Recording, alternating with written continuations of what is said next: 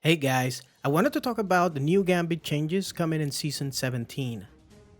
As many of you may know, in this week Twab, Bungie previewed the changes coming to Gambit and expanded a little bit on their vision for Gambit and the motivation behind some of the new features.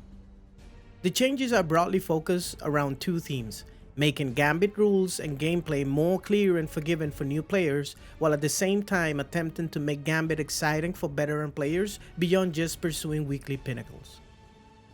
Bungie split their changes up in 5 categories, beginning with the core activity, so let's start there. First, and probably most importantly, Bungie is adding a freelance matchmaking queue for Gambit. This should offer the same benefit as the freelance nodes in Trials of Osiris and Iron Banner, where it eliminates the extreme outcome of a team of solos facing off against a team of 4. As with those other two, I think this offers a huge boon to the solo player, but it may hurt the matchmaking experience of 2 or 3 stacks, similar to how the solo queue in Trials really wrecks the matchmaking experience for 2 stacks. The second core activity change I want to focus on is that now anytime you die in Gambit with motes, you will drop half of your motes. This should make Gambit a little bit more forgiving. It'll be easier for your team to recover if you get overwhelmed by ads with a number of motes on you or get picked off by an invader as you run into the deposit. Bungie's also added a sort of a match game light to Gambit, where shields are more resistant to non-match element weapons. They've said it won't be as extreme as in a Grandmaster, but I'm still a little bit worried about this change, so just make sure you have an element type weapon in your inventory to quickly swap. Bungie's second category for changes is in the way the blockers and mote drain functions. These changes are relatively straightforward. First of all, the Phalanx blocker sent via 10 motes now has more health, and the 15 mote Knight has given a stasis attack. The mode drain that we're used to for sending multiple blockers will now continue even after the other team has summoned their primeval. Also, by engaging with the blockers or being near the bank, you can stop the mode drain. Bungie is also introducing changes to the ammo economy designed to make heavy and special ammo easier to come by throughout Gambit to try to limit times where all you have to engage Gambit's beefy opponents is a primary. As we complete a front of enemies, a chest containing a special and heavy ammo should appear that can be looted once by each player within a 20-second window. High value targets will now spawn a heavy brick for each player upon defeat, while the overall random drop rate of heavy and special ammo has been reduced even with finders.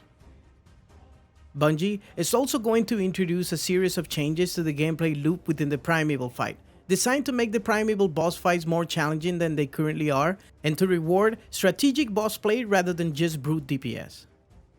To this end, the primeval health has been increased and the Slayer damage stacks after killing envoys have been brought back.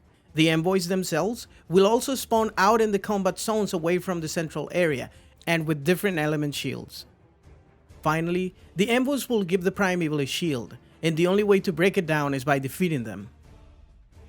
Bungie is introducing a series of changes to how we invade and what advantages we get as invaders. First off, invades now only trigger at 40 and 80 motes, meaning that invades are less frequent and more valuable.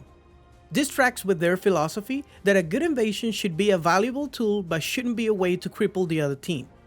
Invaders will no longer be able to see how many motes each player is carrying, and their ability to see through walls has been removed while engaging with rocket tracking or ADSing with snipers.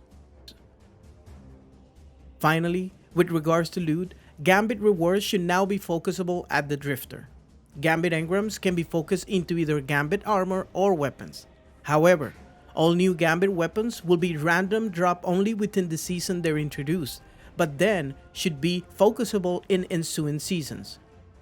Bungie has hinted at plans to expand Drifter focusing options a little bit more, and I hope eventually he gets the full Saint 14 rework. But letting us at least choose between weapons and armor is a step in the right direction. Match completion now also have the chance of dropping past Gambit shaders or something called Gambit Memento for use in weapon crafting.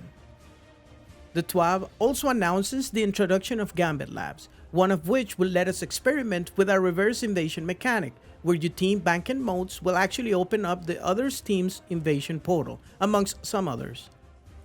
Definitely some very interesting changes to Gambit, and I cannot wait to try this on Witch Queen. For now, I want to thank you guys for watching. Remember to have fun and good luck on your endeavors.